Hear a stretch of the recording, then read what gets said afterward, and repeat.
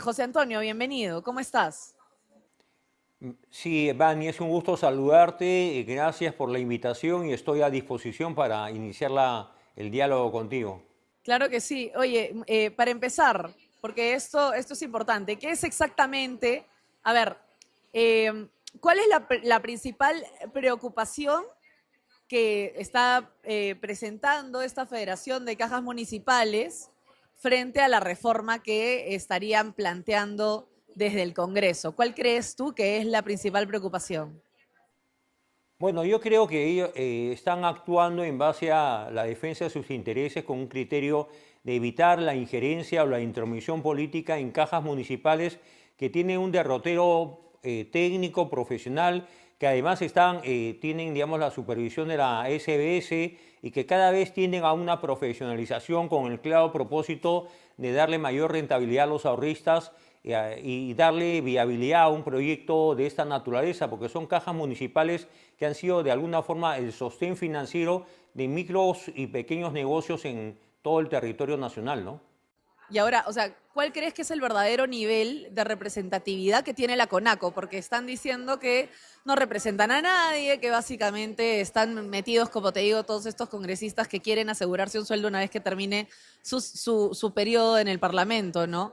Eh, Claro, la CONACO tiene una vía larga, no es una confederación nacional de comerciantes que tiene una sede propia en la avenida Bancay, muy cerca del Congreso, que ha tenido una presencia activa, digamos, en muchos aspectos a lo largo de su existencia, pero creo que ahora ciertamente ya no tiene el peso y la representación que tuvo a lo largo del tiempo. Creo que ha devenido un ente un poco al servicio de determinados intereses y yo no descarto que los proponentes de la iniciativa de ley sean personas que tienen una relación política o personal o de interés común con estos dirigentes o directivos de la CONACO para promover una ley en el último año de legislatura, cuando ya estamos a puertas de un proceso electoral, y me parece que el proyecto de ley tiene un propósito de favorecer ciertos intereses y de permitir una ventana abierta o una puerta abierta para que, como tú bien planteas, una vez concluido el periodo legislativo de 5 años,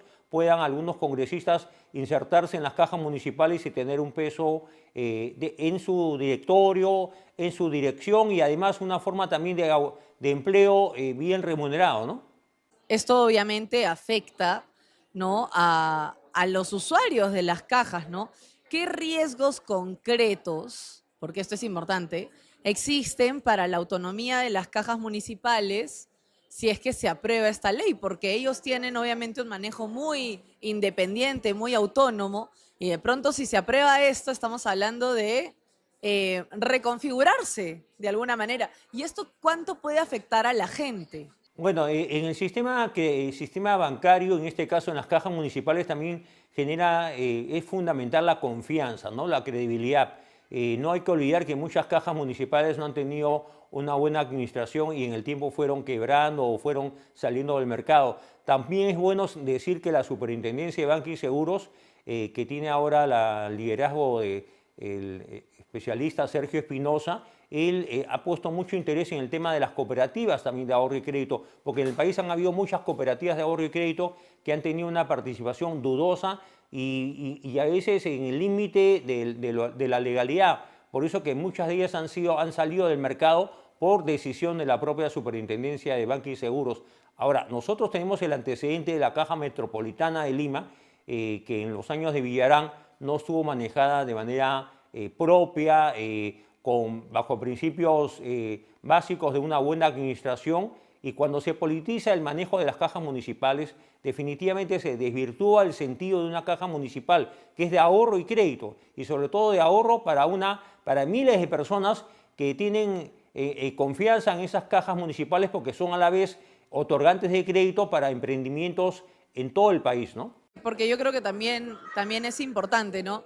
¿Cuál es la regulación que normalmente tiene una caja? Porque de hecho la gente cuando nos está viendo dice, bueno, ¿y cuál es la diferencia entre, por ejemplo, no sé, Caja Bancayo, la Caja del Perú, con el banco de crédito, ¿no? ¿Cuál es la diferencia entre una caja, una cooperativa, un banco? O sea, ¿cuáles son las diferencias entre estas entidades financieras?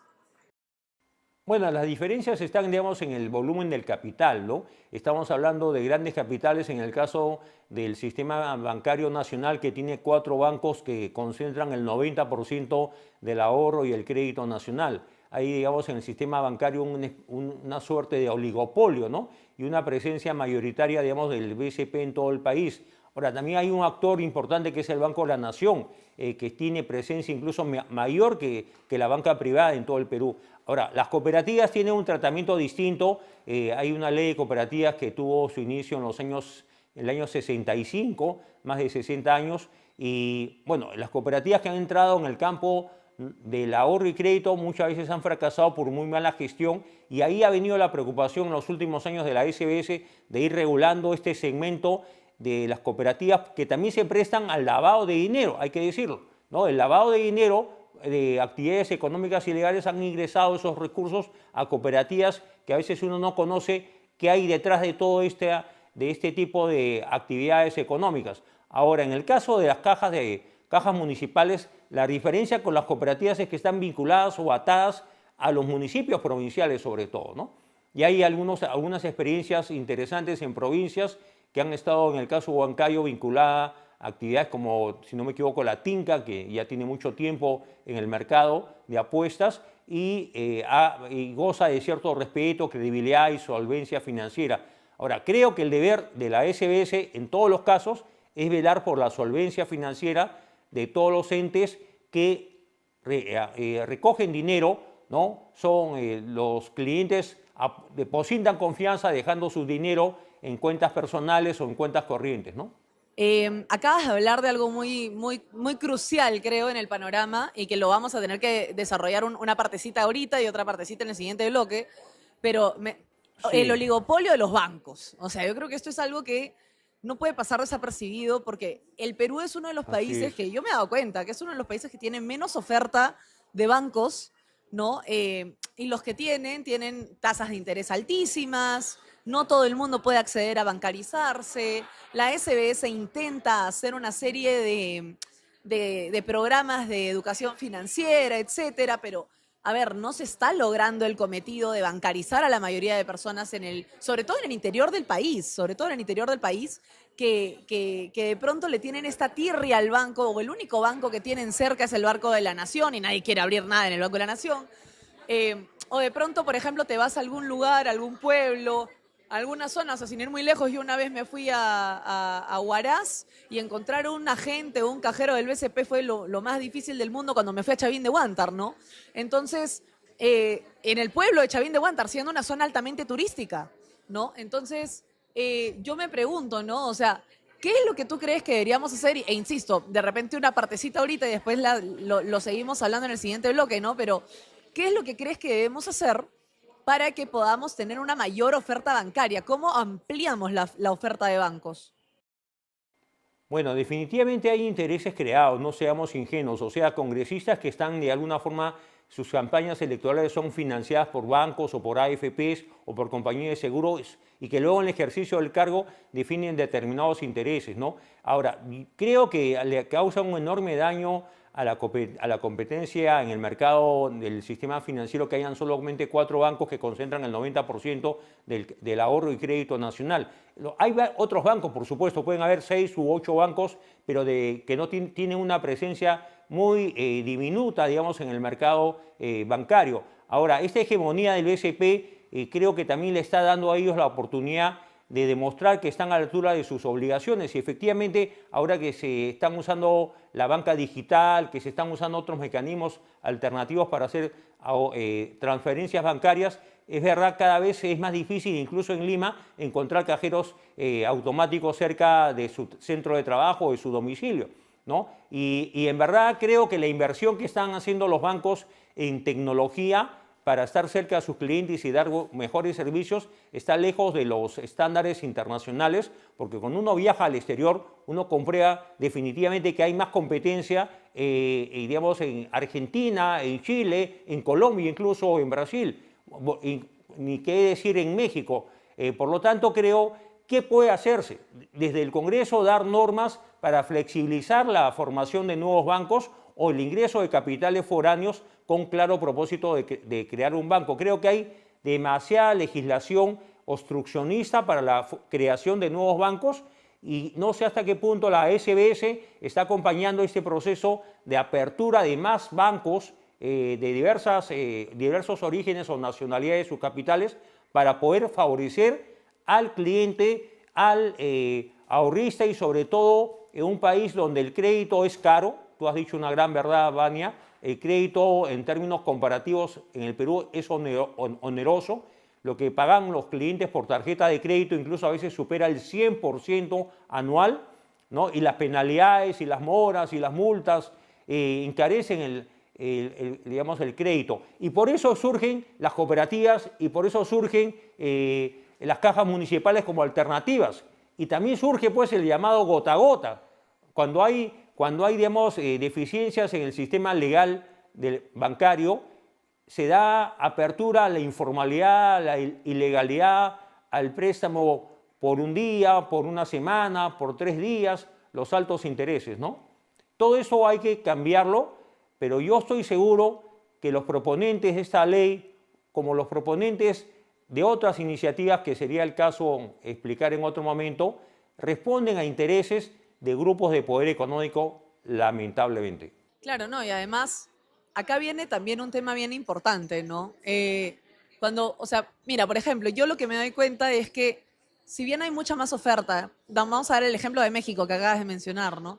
Si bien hay mucha más oferta, no existe, por ejemplo, un sistema tan eficiente de billetera virtual en México como YapePlin, que además se pueden yapear y plinear entre Yape y Plin, ¿no? O sea, valga la redundancia.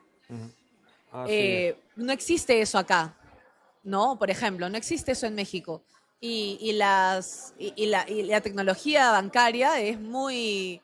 O sea, si bien sí funciona, es igual que en Perú en ese sentido, sin mencionar que además ni estando en la capital federal de México se pueden utilizar, por ejemplo, dólares como sí se puede hacer en la capital de Lima.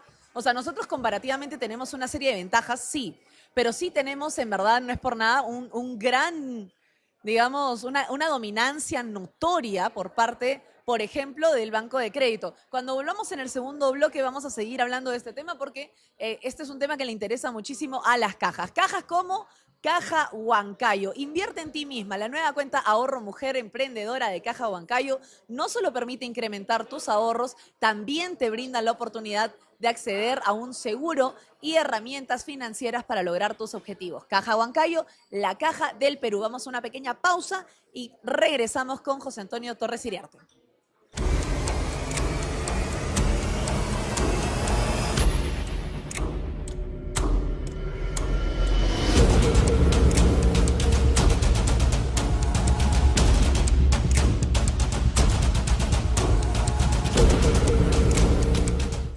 Con cada amanecer, no solo despierta una ciudad, sino también los sueños de quienes la construyen. Y nosotros apoyamos a emprendedoras como ellas y como tú, que ven en cada amanecer una nueva oportunidad para crecer. Por eso hemos creado Ahorro Mujer Emprendedora de Caja Huancayo, que no solo incrementa tus ahorros. Juntas con Caja Huancayo podemos lograrlo todo. Caja Huancayo, la caja del Perú.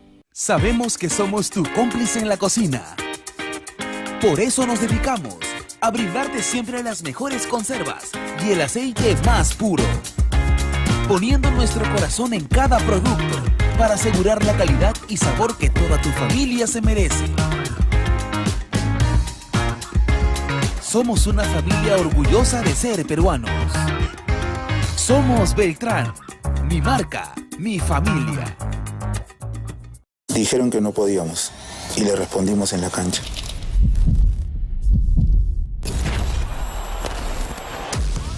Dijeron que no podíamos ponernos el equipo al hombro. Dijeron que no podíamos llegar tan lejos. Y dijeron que no podíamos hacer historia. Pero la hicimos y ahora es tiempo de contar una nueva historia. Y como las mejores historias y partidos, no la jugamos solos. Y estamos llegando a donde comenzará todo. Esta historia se juega en equipo y se ganará por goleada. Atrévete a crear tu historia. Vitel, tecnología para todos.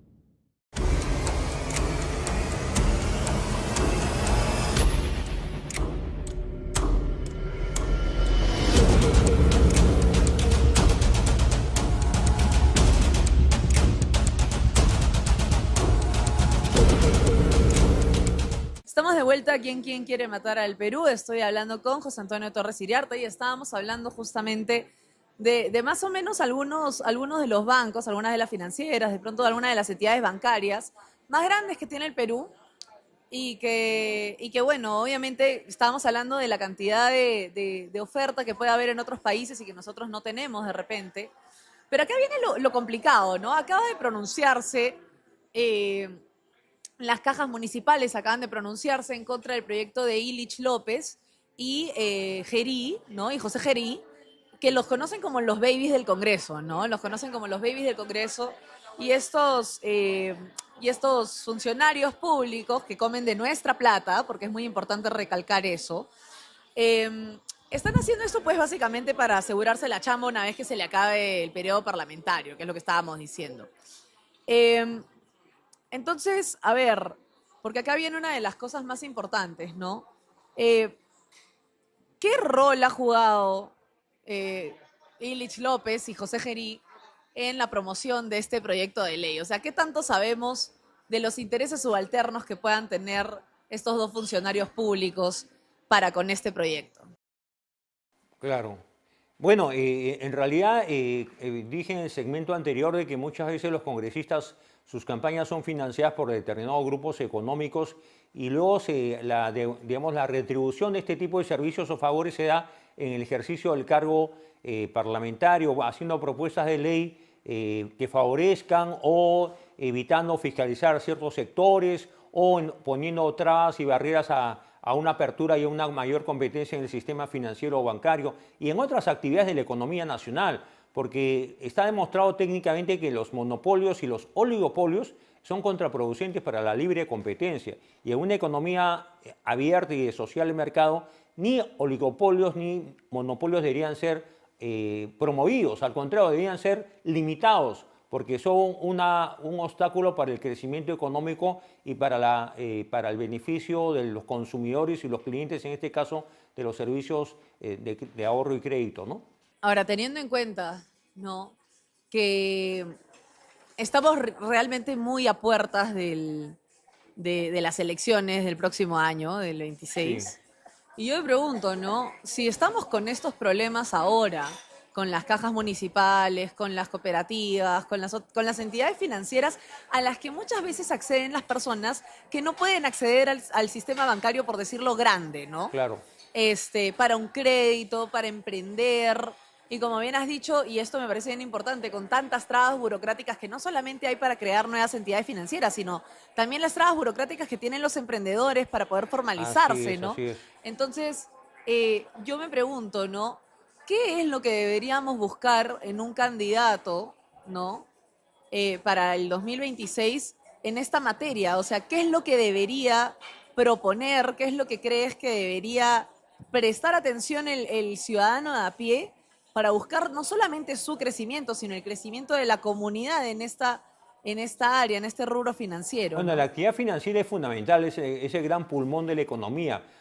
Prueba de eso es que cuando hay crisis económicas, un determinante para el ahondamiento de la crisis económica es que los bancos sean insolventes o estén quebrando. Yo recuerdo mucho la crisis del año 98, en pleno segundo gobierno de Alberto Fujimori, empezaron a quebrar varios bancos, entre ellos incluso el Banco de Lima, el Banco Sudamericano, el Banco Vice fue muy afectado, el Banco Mercantil, el Banco Latino, y esa era señal del impacto que tuvo la crisis del sudeste asiático y la crisis rusa en la economía nacional. Y luego lo propio ha pasado en el 2008, cuando hubo una crisis inmobiliaria que marcó la economía norteamericana, ¿no? Era el segundo gobierno del presidente García. Entonces, hay que diferenciar. Los bancos tienen un segmento de atención a las personas de ingresos medios y altos, y las cajas municipales están más direccionadas al público de menores ingresos, que tienen ahorros pequeños y que tienen emprendimientos también con poco capital. Digamos, un emprendedor con 1.000 soles con 3.000 soles puede emprender un negocio o una pequeña actividad económica que le genera un ingreso semanal y puede ser el sostén de su familia que todavía está en etapa, digamos, embrionaria porque tiene niños en el colegio. Pero en realidad lo que pasa es que los bancos, los grandes bancos, no tienen interés en dar créditos de 1.000, 3.000, 5.000 soles y valgan verdades, las microfinanzas son una especialidad dentro del campo de la economía y dentro del campo del sistema financiero dedicadas a segmentos de menores ingresos. Y no hay que olvidar, Vania, que más del 30% del Perú todavía vive en pobreza o pobreza extrema y, por cierto, esos son los sectores que deberían ser apoyados, ¿no?, para poder salir de esa situación de pobreza extrema o pobreza que está determinada sobre todo por los bajos ingresos. Ahora, ¿qué debe hacer un candidato? Creo que un candidato con visión de país no debe atar su conducta o su campaña o su gobierno a intereses de grupo. Porque cuando un candidato debe favores a Odebrecht, ¿no?, a empresas constructoras, al grupo de la construcción, o debe favores al gobierno de Venezuela, o le debe favores al gobierno de Lula, ese gobierno va a fracasar y en el largo plazo, como estamos comprobando con la pareja presidencial, serán incriminados por graves cargos de corrupción que ya son de conocimiento público, ¿no? Lo que acabas de decir, la verdad, me parece muy importante. Porque efectivamente, cuando los políticos le deben favores a grupos de poder, sean buenos o malos, sean corruptos o no corruptos, sean muy virtuosos, no importa. O sea, realmente es una deuda que van a tener que pagar en un periodo en el que van además cobrar de nuestra plata, y eso es muy importante. Ahora, quiero pasar de repente a un tema que la gente no conoce mucho, ¿no? La Superintendencia de Banca y Seguros. La Superintendencia de Banca y Seguros es un ente regulador, es básicamente el abogado de todos en materia financiera, pero acá viene el tema, ¿no? Solamente el 35% de la población conoce a la Superintendencia de Banca y Seguros. Y de hecho, yo creo que la SBS podría haber sido un aliado para la gente, para las cajas, para todas estas entidades financieras alternativas que de repente no gozan de mucho conocimiento público, justamente porque tenemos un problema que es lo que quiero hablar contigo en este momento. ¿Por qué tanto porcentaje de nuestra población le huye a la bancarización?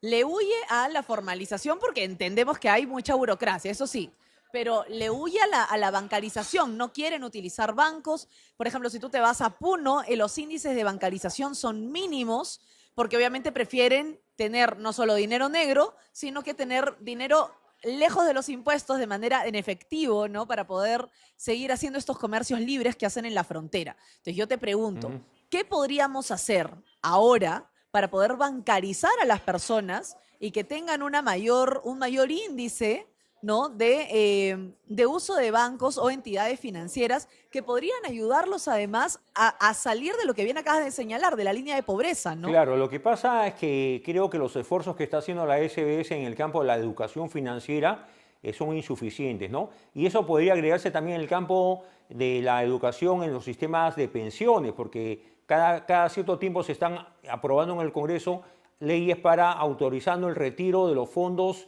de las cuentas individuales de pensiones, y ya hay un gran segmento de los afiliados al sistema privado que no tendrían derecho a pensión alguna porque han retirado casi la totalidad de sus depósitos o ahorros a lo largo de su vida laboral. Ahora, ¿qué puede hacer la SBS?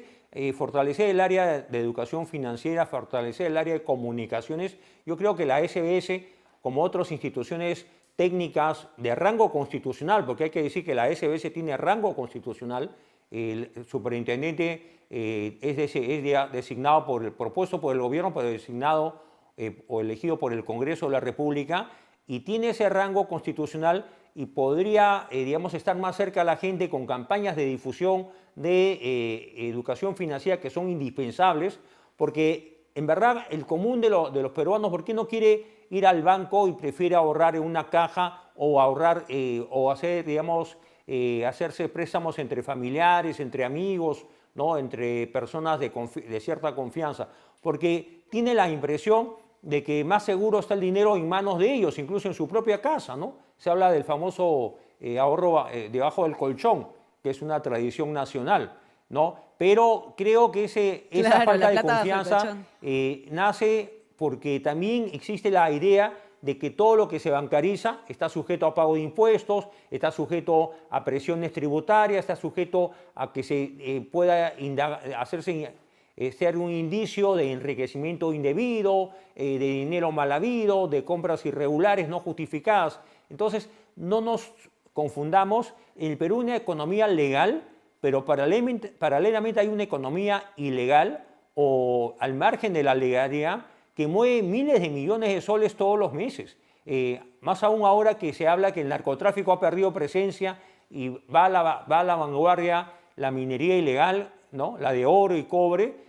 Hay fortunas incalculables en provincias sobre todo que uno no puede explicar sino en base a estas actividades irregulares, ilegales y que contravienen el marco jurídico, ¿no? A ver, nosotros en este momento tenemos tenemos varias crisis en realidad, pero una de las grandes, y por eso yo también te preguntaba esto, ¿no? Porque a veces la gente prefiere mil veces hacerle caso a estos préstamos en internet y no sé qué, que la SBS se ha cansado de advertir el peligro de estos préstamos porque terminan siendo los gota a gota, Así ¿no? es.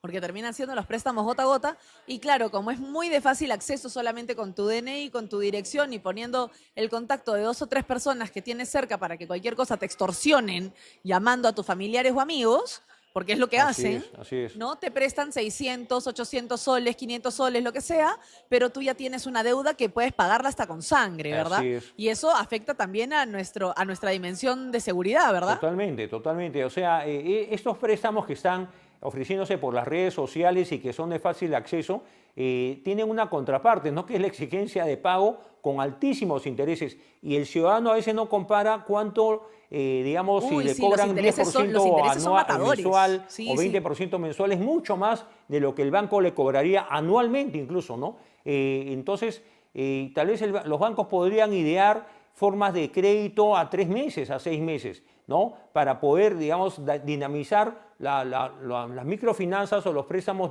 por montos menores a 1.000 soles, que creo que tienen gran demanda en el mercado nacional, porque de esa manera podría multiplicarse la presencia de los que no tienen simpatía o confianza en el sistema financiero pensando que le va a salir más caro, cuando en realidad le sale mucho más caro el sistema informal gota a gota, que además pone en riesgo su seguridad y su vida, ¿no? Entonces hay bandas delictivas que tienen este modus operandi. Dan el dinero casi al instante, pero ese momento creo que el solicitante, el que toma el dinero, está autorizando que hagan uso psicológico, presión psicológica, golpeen la puerta de su casa, allanen su casa sin autorización y incomoden a la familia, a sus amigos para presionar el pago de altísimos intereses, ¿no?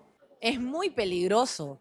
Es muy peligroso el asunto este del gota a gota, pero no he visto una campaña agresiva de ninguno de los bancos, sobre todo de los 4 más grandes del país, que son los que bien has mencionado, que digan, bueno, ¿saben qué? Si están acostumbrados a pedir estos préstamos, nosotros te damos en la misma cantidad, montos chiquititos, 500, Así es, 600, así es. 800 soles, ¿no? Pero los puedes pagar en 8 meses, 100 soles mensuales o menos incluso, 30, 20 soles.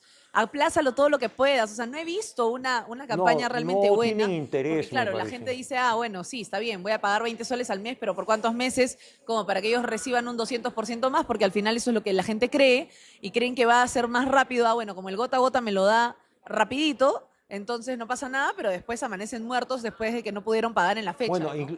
Y con los correos de Claro, extorsión, claro. etcétera, etcétera. Entonces es realmente muy No, difícil, ¿no? en realidad yo creo que eso se podría resolver. Yo no sé si a nivel del área de comunicaciones, del sistema financiero, incluso yo podría agregar de la SBS, podría hacerse estrategias de marketing para convencer a la mayoría de personas que son usuarios regulares de estos préstamos gota a gota, como se le conoce en el argot popular, para desvirtuarlos. Y la manera sería préstamos que no sean mayores a 1.000 soles y plazos que no sean mayores, digamos, a 6 o 12 meses y con tasas que son largamente mejores que las que ofrece el gota a gota, porque lo que tiene en ventaja comparativa el gota a gota es que el dinero lo tiene la persona que lo necesita al momento prácticamente, en el día, ¿no? Y en los bancos siempre hay una solicitud, Sí, hay, se lo hay dan en el todo transcurso del día. Tú una terminas de llenar calificación. tus datos y ya te lo pusieron en tu Claro, cuenta. y muchas veces esa calificación es adversa, ¿no? La persona no califica porque tiene deudas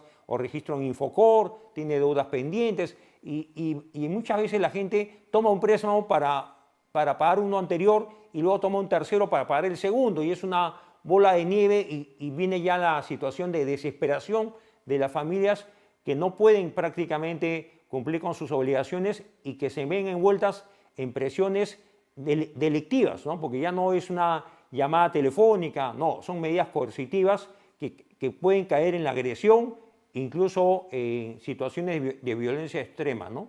Torres Iriarte, vamos a seguir hablando con José Antonio Torres Iriarte después de esta pequeña pausa comercial. TV360, Debitel y CTV Perú trabajan de la mano. Ahora puedes ver películas y tus programas favoritos de CTV Perú las 24 horas del día. Conéctate a TV360 Debitel y disfruta de tus programas favoritos. Vamos a una pequeña pausa y regresamos.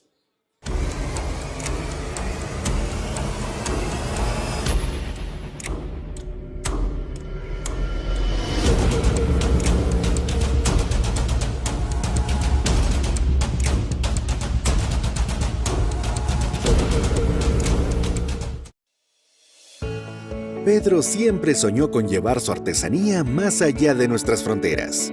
Con el financiamiento de comercio exterior de Caja Huancayo pudo hacerlo realidad, con tasas competitivas, asesoría experta y créditos flexibles. Hoy el emprendimiento de Pedro es disfrutado en otros países. ¿Y el tuyo? ¿A dónde quieres llevarlo? Solicita tu financiamiento hoy. Caja Huancayo, la caja del Perú. Sabemos que somos tu cómplice en la cocina. Por eso nos dedicamos a brindarte siempre las mejores conservas y el aceite más puro, poniendo nuestro corazón en cada producto para asegurar la calidad y sabor que toda tu familia se merece. Somos una familia orgullosa de ser peruanos. Somos Beltrán, mi marca, mi familia. Dijeron que no podíamos y le respondimos en la cancha.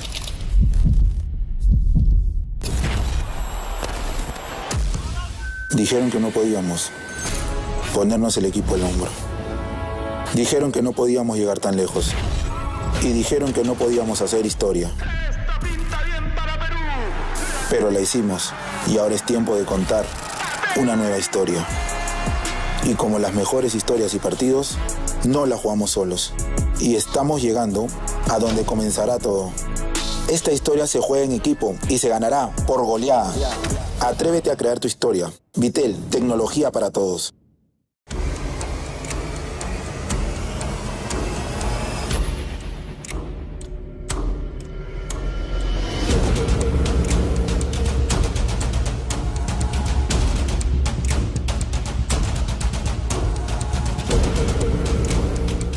Estamos de vuelta aquí en ¿Quién quiere matar al Perú? Yo soy Vania Tais y estábamos conversando con José Antonio Torres Iriarte. En este momento estamos hablando de esta ley que está proponiendo, que están proponiendo los babies, ¿no? De esta ley que están proponiendo los babies del Congreso, porque definitivamente esto le puede afectar muy negativamente no solamente a las cajas, sino a los usuarios de las cajas y de entidades financieras alternas a los bancos tradicionales. Entonces, comprenderán que esto es un tema muy delicado, es un tema muy complicado y estábamos justamente conversando de la gente que accede, por ejemplo, a los préstamos gota a gota, ¿no? O sea, que definitivamente no tienen siquiera en cuenta su integridad física o su seguridad con tal de tener un pequeño préstamo, porque de repente los bancos están fallando, pues, ¿no? De repente los bancos están fallando en algo. Pero ahora volviendo al tema de las cajas, ya como para cerrar este programa y redondear algunas ideas, ¿no? Las cajas municipales son bastante autónomas. Las cajas municipales son bastante autónomas. ¿Y qué pasaría, o sea, si esto se llegara a concretar, qué pasaría si miembros políticos, o sea, y que perdóname, pero no, desde el Congreso básicamente se esté dictaminando quiénes pueden conformar o quiénes no pueden conformar un directorio de una caja municipal, ¿verdad? Esto es bastante grave en realidad, o sea, sería una injerencia bastante grande, José Antonio.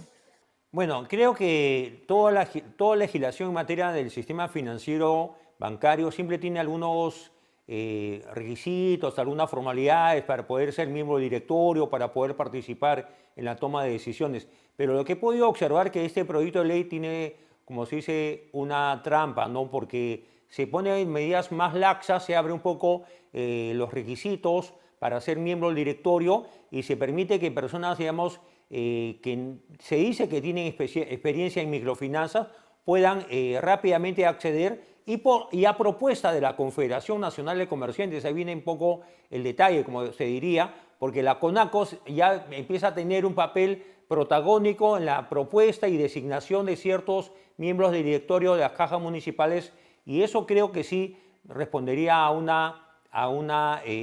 plan urdido con el claro propósito de tener injerencia en el futuro en las cajas municipales o al menos tener un grado de participación laboral, si cabe la palabra, ¿no? En las cajas municipales, sabiendo que son una manera de tener empleo, de tener ingresos y si eres miembro del directorio, bueno, tener dietas por asistencia a sesiones, ¿no? Habría que examinar qué hay detrás de todo esto, pero siendo suspicaces, me parece que el proyecto de ley responde a un plan y a una idea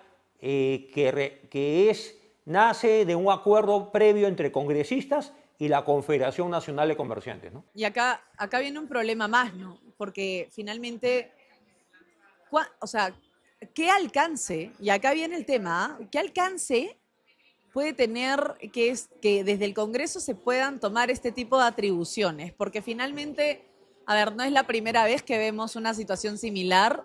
Yo creo que deberíamos también tener en consideración que esta no es la primera vez que se opera de esta manera, que se puede prestar, ¿no?, a este tipo de situaciones desde el Congreso de la República. ¿Qué se puede hacer desde el Congreso, de repente, en una comisión especial o qué sé yo?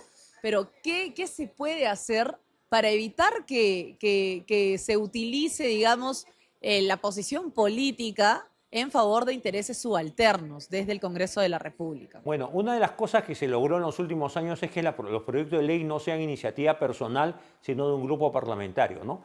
Porque de esa manera son los grupos parlamentarios los que se hacen cargo de la iniciativa de ley. Pero ha habido pues una multiplicación de los grupos parlamentarios. Ingresaron en el 2021, si no me equivoco, 6 grupos parlamentarios y se han ido creando otros grupos por la decisión de los grupos. Por ejemplo, Perú Libre se escindió, surgió el bloque magisterial, igual ha pasado con otras agrupaciones y ahora tenemos más de 10 grupos parlamentarios y ese acomodo o reacomodo de congresistas en diferentes grupos parlamentarios genera, creo, estos favores que se hacen, que prácticamente se proponen iniciativas de ley por encargo de. O sea, yo, miembro de un grupo parlamentario, recibo el encargo de una determinada organización o grupo influyente y le doy viabilidad legal con una iniciativa de ley y convenzo a mi grupo parlamentario para que presente la iniciativa de ley. Ahora, yo estoy seguro que eso no se va a aprobar en el Pleno del Congreso, no creo que tenga los votos necesarios, pero en todo caso, con una sola Cámara, y aunque hay doble votación, y a veces la segunda votación es de mero trámite, hay que evitar que por lo menos no se apruebe en primera votación una iniciativa que me parece que tiene visos de tener un nombre propio, ¿no? Hay mucha gente que no sabe esto. ¿Cuáles son los entes que fiscalizan al Congreso? Porque el Congreso de la República tampoco es que pueda hacer lo que le da la gana. Entonces, ¿a quiénes se puede acudir para denunciar este tipo de cosas? Porque si tenemos prácticamente una organización criminal dentro del Congreso, que vendrían a ser en este caso los babies, ¿no? Como en su momento fueron los niños, que fue todo un escándalo, ¿no? Entonces, si tenemos a estos operadores criminales, o por lo menos sospechosos, ¿no?, en el Congreso, ¿ante quién se puede quejar la población? ¿Ante quién puede hacer su reclamo legítimo? Porque no es por nada, eligieron vivir en democracia y más o menos de eso está hecha la democracia, ¿no? O sea, poder reclamarle a las autoridades que hagan un buen uso de sus labores, ¿verdad? Bueno, el Congreso es el primer poder del Estado, tiene una mesa directiva, tiene un consejo directivo, aprueba su propio presupuesto. En realidad los congresistas no están obligados a dar cuenta de sus votos. pero ahora se está restableciendo la inmunidad parlamentaria y se había restringido la inmunidad parlamentaria y por eso se pudieron en los últimos años, se han podido allanar oficinas de congresistas, despachos congresales, cosa que era impensable hace unos años. Pero esa decisión ha sido retrotraída, ¿no? Y habría que examinar bajo qué intereses, ¿no? Ahora, por ejemplo, hay exageraciones y hasta inconductas que lindan con digamos, con los excesos de los congresistas que van a permitir que la semana de representación, durante la semana de representación, los congresistas actuales puedan hacer campaña política, lo que es algo inaceptable, porque esa semana de representación es pagada por es como que todos todos los les peruanos estamos pagando con la presupuesto del campaña Congreso, ahora, entonces. y no solamente viaja el congresista, viaja todo un equipo, ¿no? Con el congresista. Entonces yo tengo una propuesta que quiero compartir contigo hoy día, Vania, en el sentido que la semana de representación, estando a un año de las próximas elecciones, se suspenda. Simplemente a partir del próximo mes ya no haya semana de representación, para cortarle las alas a estos sinvergüenzas, y me expreso de esa manera porque no puedo encontrar otra palabra o adjetivo para llamar a estas personas que, haciendo uso de su poder político, tienen iniciativa para proponer leyes, hagan propuestas tan descabelladas que ellos no estén impedidos de hacer campaña proselitista durante la semana de representación, sabiendo que esa semana de representación le representa al Estado el pago del congresista, de sus asesores, de sus asistentes y técnicos, que son 6 u 8 que viajan al interior del país, ¿no? O incluso en Lima Metropolitana también hacen semana de representación. Entonces, estos señores se van a ir a hacer campaña para su reelección, ¿no? O para su futura participación política en el país, claro, con recursos del Senado, Estado. en la Cámara de Diputados. Yo siempre he pensado que la semana de representación se presta para malos manejos, porque también muchos congresistas, aprovechando la semana de representación, hacen negocios privados, con contratistas, con lobistas, en obras públicas, recomiendan postores, arreglan contratos, licitaciones en los gobiernos regionales o locales. Y eso se debe evitar porque mi concepto, la tarea de representación debe ejercerse de otra manera, no con la semana, porque esa semana el Congreso no trabaja, sino se dedica a salir fuera del Congreso, y creo que la labor fundamental de un congresista es fiscalizar, es legislar y que represente a sus votantes usando otros mecanismos que no se presten a estos malos manejos que han sido calificados en mi concepto o podrían ser calificados como actos impropios de un grupo parlamentario o de un congresista de la República, ¿no? ¿Qué cosa crees que puedan hacer, ya como para un poco redondear este asunto, ¿no? ¿Qué cosa crees que puedan hacer ahora las cajas municipales, las cajas de ahorro, las financieras y todos los que se ven afectados a partir de este proyecto de ley, ¿no? A partir de esta ley que quieren hacer pasar los babies del Congreso?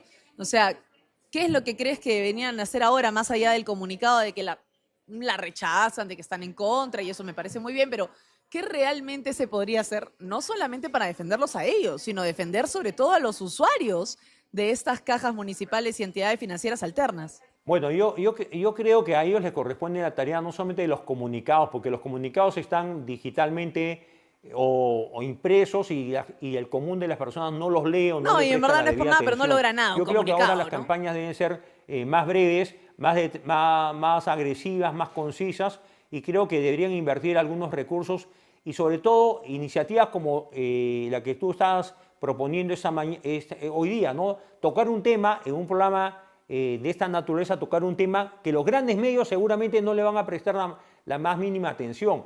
Entonces, creo que las cajas municipales deberían articular entre ellas, organizarse entre ellas e intercambiar información y explicar al país a través de los medios de información de que dispongan con una campaña de aclaración, de explicación y docencia, porque el papel de las cajas municipales no se puede negar, tiene un papel activo, permiten el acceso al microcrédito en parte importante del país, están más cerca de la gente, y una llamada de atención a la banca privada de gran envergadura que entienda que si hay gota a gota, si hay paralelismo en el sistema de créditos personales, es porque el banco o la banca no sabe llegar al gran mercado de los de menores ingresos. Si voy a dedicar solamente mi oferta de crédito a ingresos por encima de créditos de 10.000 soles o 20.000 soles, estoy olvidando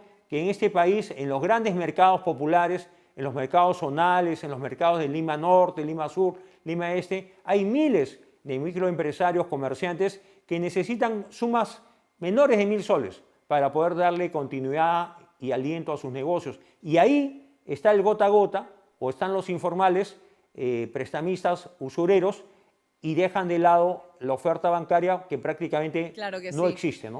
José Antonio, como última reflexión, ya como para cerrar, ¿no? Como última reflexión, ¿tú qué le dirías a los usuarios de las cajas municipales, ¿no? De estas personas que están obviamente en este momento, están preocupados por sus ahorros, sus créditos, sus finanzas, bla, bla, bla, porque ahora va a haber de repente, si esto llega a pasar, va a haber una injerencia, ¿no? en los directorios que pueden afectar directamente pues, a la organización y pueden afectarlos también a ellos. ¿Qué les podrías recomendar ahora y sobre todo de cara a las elecciones del 2026?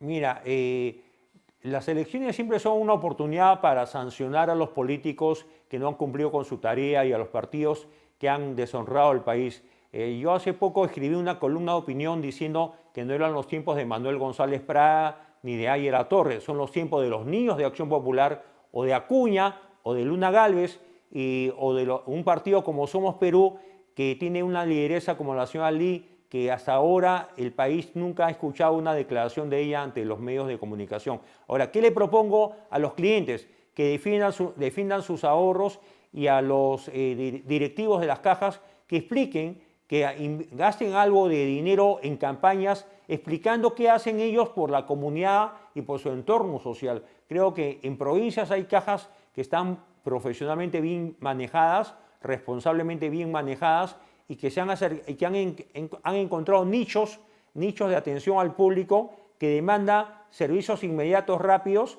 y por montos diminutos que no son de interés, una vez más lo digo, de la banca grande que tiene solamente una mirada muy distante del gran público que está en ese segmento de menores ingresos, que es más o menos el 30% pobre o un 20% que es clase media pero de bajos ingresos, ¿no? Definitivamente yo creo que ahora la gente lamentablemente va a tener que estar muy atenta al panorama. O sea, yo creo que este es un momento para no dormirse porque si no prestamos atención a estos Totalmente de pequeños acuerdo. detalles, sobre todo este último tramo congresal, es en el que más van a tratar de pasar cosas así como a la volada, como lo más rápido que puedan, antes de que los agarren o antes de que los acusen, ¿no? Bueno, ese es un riesgo cuando no hay institucionalidad partidaria, cuando los partidos en el Congreso no responden sino a dueños o caciques. Sí, la planilla. Y que además hacen su agosto, si cabe la palabra, sabiendo que el Congreso está en funciones hasta el próximo año y que hay intereses en juego en la próxima campaña. Entonces, es un enorme riesgo que haya populismo económico, que haya populismo demagógico en el otorgamiento de derechos, beneficios o pagos o digamos, dispendio que va a afectar la caja fiscal, que va a generar mayor déficit fiscal y que va a generar tal vez el engendrar o crear condiciones para una próxima crisis en las finanzas públicas nacionales, ¿no? Creo que hay que manejar la economía con responsabilidad.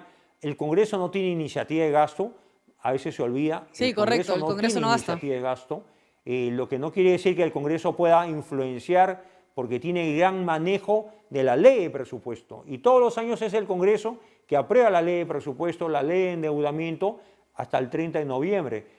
Claro, el Poder Ejecutivo presenta el proyecto, pero repito, los congresistas no tienen iniciativa de gasto. Y veo muchos proyectos cuando uno revisa la web del Congreso Nacional que aparentemente tienen un carácter distinto, pero generan mayor gasto al erario y al presupuesto y a las finanzas nacionales, ¿no? Yo creo que sí, efectivamente viven en una realidad paralela en ese sentido, como si tuvieran más facultades de las que realmente tienen, y hay que tener mucho cuidado con lo que hay que estar muy atentos a lo que se está proponiendo y aprobando hacia el 2026. Yo te agradezco mucho, José Antonio, haber estado con nosotros otra vez. Espero que, para variar, no sea la última. Te agradezco mucho contrario, muchas haber gracias. estado con nosotros.